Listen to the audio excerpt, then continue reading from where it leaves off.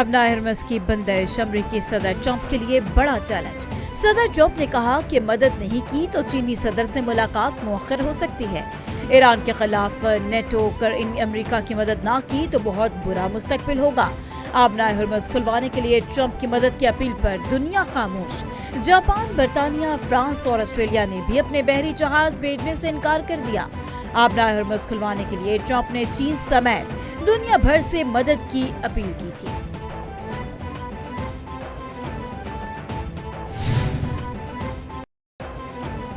America और Iran के दरमियान मुज़ाकरात हो रहे हैं। सदर डोनाल्ड ट्रंप की मुज़ाकरात की नौयत या मकाम के हवाले से तफसीलात बताने से गुरेज। अमेरिकी सदर ने इंकशाफ करते हुए कहा कि तेहरान फिलहाल जंगबंदी के किसी मुआहदे के लिए तैयार नहीं। दोनों मुल्कों के दरमियान बातचीत जारी है।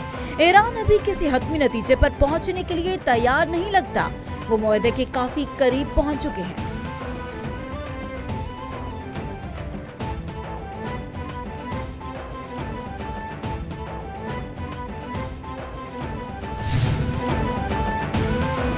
ईरानी वज़ीर ख़ारजा की अमेरिका के साथ किसी भी किस्म के मुज़ाकरात की तरदीद। अब्बास अराग़ची ने कहा कि जंगबंदी की कोई दरख्वास्त नहीं की। जब तक ट्रंप जंग को गैर कानूनी न मान ले डटे रहेंगे। हालिया तनाज़ा शुरू होने के बाद अमेरिका से मुज़ाकरात की बातचीत नहीं की।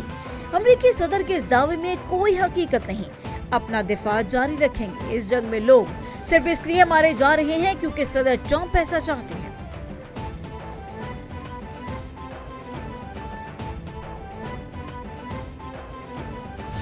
मशरिक़ वस्ता में जंग के शोले बेकाबू। दुबई इंटरनेशनल एयरपोर्ट पर ड्रोन हमला, आग भड़क उठी। दुबई एयरपोर्ट पर फ्लाइट ऑपरेशंस आर्जी तौर पर मुअत्तल। कुवैत में अमरीकी अतालवी फौजी अड्डे पर हमले किए गए। रिमोट कंट्रोल तैयारा तबाह हो गया। इटली फौज ने कुवैत में वाक़ई अमरीकी और अतालवी फौजी अड्डों पर ड्रोन हमले की तस्दीक कर दी।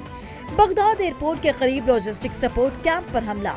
सऊदी वज़ारत दिफा का 42 ड्रोन मार गिराने का दावा।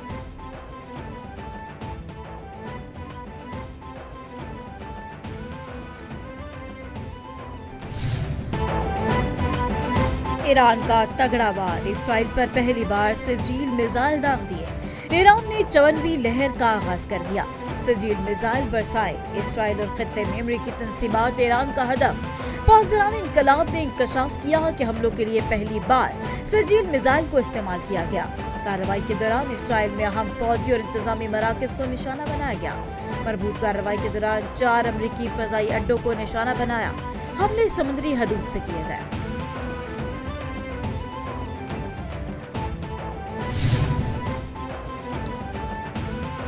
अमेरिका इसराइल के ईरान और लेबनान पर हमले। 16वें रोज में दाखिल। अमेरिका और इसराइल के ईरान पर जारियत जारी।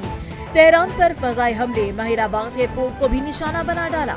शिराज, इस्फहान पर बमबारी। मजीद 12 शहादतें। ईरान में 14 की तादाद 1460 से तजावुज कर गई। 2000 से ज्यादा अफराद जख्मी हो गए। इसराइल के लेबनान में भी वहशियाना कार्रवाइयां। मजीद 5 शहरी शहीद।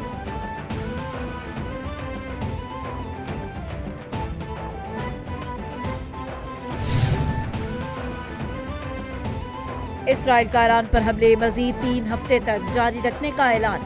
इसराइली वज़ीर ख़ारजा ने कहा कि ईरान पर हमले कम अज कम 3 हफ्ते जारी रहेंगे। ईरान के साथ जंग जारी रखने के लिए अमेरिका के साथ मजबूती से मुत्तहद हैं। ईरान में IRGC और बसीजर कोर्ट्स के खिलाफ सिलसिलावार हमले किए हैं। ईरान के सरकारी इंफ्रास्ट्रक्चर के खिलाफ हमले बढ़ा रहे हैं।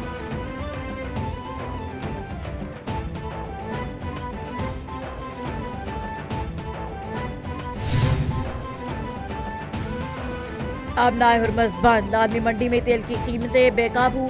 तवानाई का बहरान बिगड़ने का इम्कान। और इंडस्ट्री ने अमेरिका को खबरदार कर दिया। आबना हरमस की बंदिश आलमी तेल की तरसील और कीमतों पर असर डाल रही है। अमेरिकी खाम तेल की कीमत में 2% इजाफा हुआ।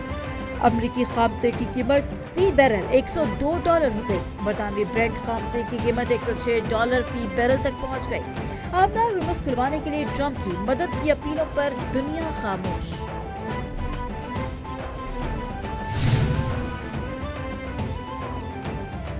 खून का प्यासा नेटवर्क ईरान और लेबनान में स्कूल और अस्पतालों को निशाना बना रहा है।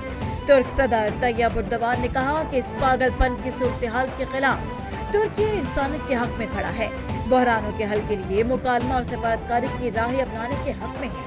دنیا نے غزہ میں وہ مناظر دیکھے جہاں انسانی زندگی کی کوئی قدر نہیں، عام شہریوں، ہسپتال کی نرسری میں موجود بچوں اور اسکول جانے والے بچوں پر بمباری کی گئی۔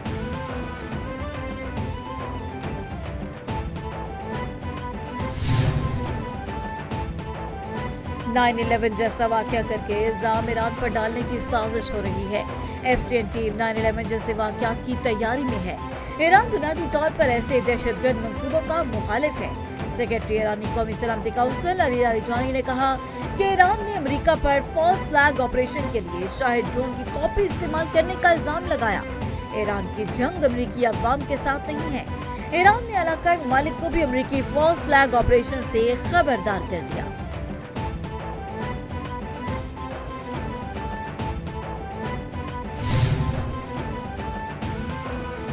امریکہ نے آبنائے ہرمز میں جہازوں کی حفاظت کے لیے ایک کثیر ملکی اتحاد کا منصوبہ بنا لیا۔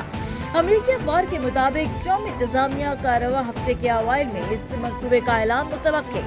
کئی ممالک نے آبنائے ہرمز سے گزرنے والے جہازوں کو سیکورٹی دینے کے لیے اتحاد بنانے پر اتفاق کیا ہے۔ ٹرمپ نے کہا کہ آبنائے ہرمز سے متعلق 7 ممالک سے بات چیت کر رہے ہیں۔ اسرائیل آبنائے ہرمز کو محفوظ بنانے کے لیے امریکہ کے ساتھ کام کر رہا ہے۔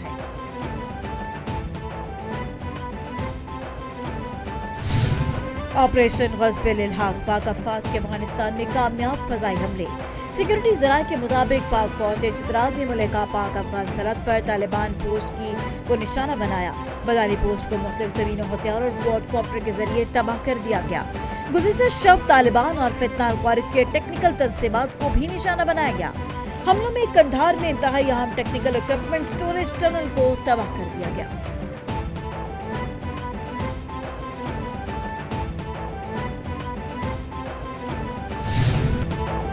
لاہور سمیت پنجاب کے مختلف شہروں میں علی الصبح بارش، ٹھنڈی ہوائیں چلنے سے موسم سرد ہو گیا۔